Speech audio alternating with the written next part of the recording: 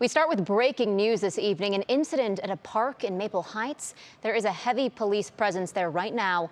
Let's go to our Bree Buckley live on the scene. Bree, what do we know right now? We're actually going to get some sound here from the chief. So, Chief, do you want to give us a bit of information? Approximately 3:15 today in the afternoon, there was a large party going on in the park. Male shooter came up. He got into a fight with a person at the park and the fight escalated to the point where he pulled out a gun. He ended up shooting. It was a 29-year-old male that was the shooter. He shot a 30-year-old pregnant female.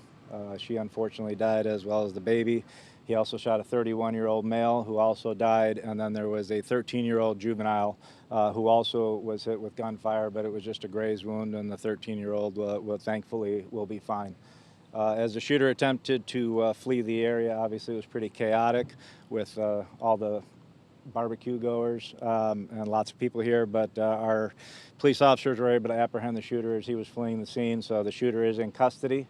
Right now, as you can see behind me, the Bureau of Criminal Investigation is assisting our Detective Bureau, and we're continuing the investigation. But as I said, the shooter is in custody. There is no danger to the community anymore. From what we can tell so far, it's obviously very preliminary information, but this was a long-going feud. He was targeting these specific people. It was not just a random event. Unfortunately, it became public today because he happened to find these people here, and it was obviously a very dangerous and chaotic situation, but it was not, as you would, an active shooter event per se. He was specifically targeting a couple people. So. Chief, could you explain where this happened? There was a church group holding I'm sorry. Wait. Just if you could explain where this happened and what time that happened at.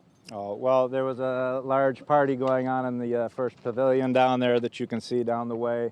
The fight or the initial struggle and things happened down there, and the victims attempted to leave. There were a lot of cars in the parking lot at the time, so the first shooting happened here. That's where the 30-year-old woman was struck, and the juvenile, and then the male had fled down back towards the pavilions and was shot near the bathroom area, and then the shooter fled the park out Auburn Avenue. And there was a church group having some type of picnic, but this was not connected to that group at all. It was not connected to that group at all. They just unfortunately happened to be here when it happened.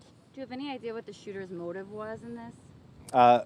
I really don't, other than the fact that we have preliminary reports that there was a long-standing feud between the shooter and these two parties that he engaged. I think the juvenile was just hit by chance. I don't think the juvenile was targeted. He just happened to be close to the female.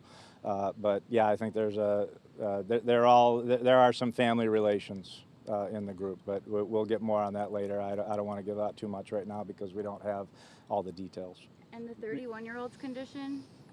What did you say the 31-year-old's condition? The 30-year-old pregnant female, she died with her baby is deceased as well, and the 31-year-old male died. But the 13-year-old juvenile just got grazed and has been treated and will be fine. And you're saying that the shooter and the victims are related. You don't want to get into what the relationship. There is some relationship. Familial. Yes. Familial Yes. relation. Okay.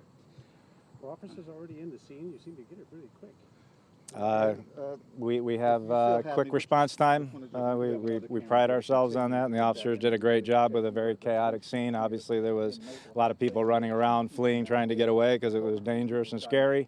And the officers, with the help of some of the people that were here, were really great and did an excellent job of, pointing officers in the right direction as to who the people might be, and they were able to pick them up and get them right away. So that was great, good help from the community, and we always appreciate when people are willing to step up and give us some information, especially when we're not right here when it happens. But we do get here quickly, and the more information we get quickly, the better chance there is to catch the bad guy.